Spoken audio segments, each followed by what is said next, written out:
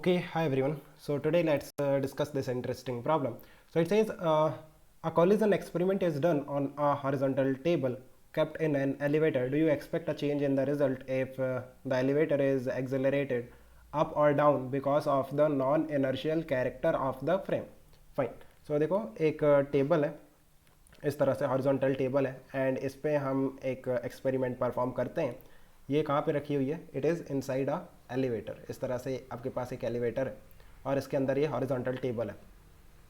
So if I say कि what is the difference between a non-inertial frame and an inertial frame, जब हम किसी object का motion study करते हैं, काइनेमेटिक्स या फिर मोशन की अगर हम बात करें किसी ऑब्जेक्ट की, सो only difference in inertial and non-inertial frame is the appearance of the pseudo force. अगर आपका फ्रेम नॉन इनर्शियल है तो आपको एक pseudo force दिखाना पड़ेगा to study the motion of any object, right. So pseudo force के प्रेजेंस से क्या कोई डिफरेंस आएगा कॉलिजन में? देखो इसके दो रीज़न है. एक तो pseudo force is a non impulsive force, right. ये एक नॉन इम्पल्सिव फोर्स है जिसका मैग्नीट्यूड होता है मास इनटू एक्सेलरेशन. एक्सेलरेशन किसका? फ्रेम का.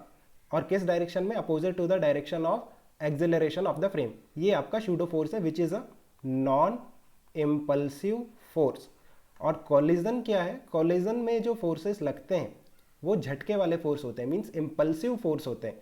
सो इम्पल्सिव फोर्स के time we can neglect the normal forces जो कि नॉन इम्पल्सिव फोर्सेस है, जैसे एम जी हो गया, राइट, एम ए हो गया. इस तरह के जो फोर्सेस हैं इन्हें हम नेग्लेक्ट कर सकते हैं. सो वी कैन से कि because M A which is a pseudo force is a non impulsive force, so we will neglect it at the time of collision. एक तो ये रीज़न है कि कोई चेंज नहीं होगा. सेकेंड रीज़न ये है कि जो स्यूडो फोर्स आएगा that will be in upward direction, in vertical direction.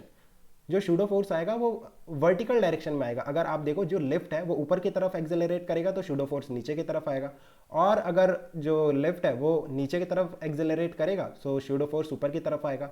दोनों ही केस में शूडो फोर्स वर्टिकल डायरेक्शन में आ रहा है, बट आपका जो मोशन हो रहा है that is on a horizontal table in that motion is in horizontal direction. So vertical direction के फोर्सेस का इफेक्ट हॉरिजॉन्टल डायरेक्शन के मोशन में नहीं होता है.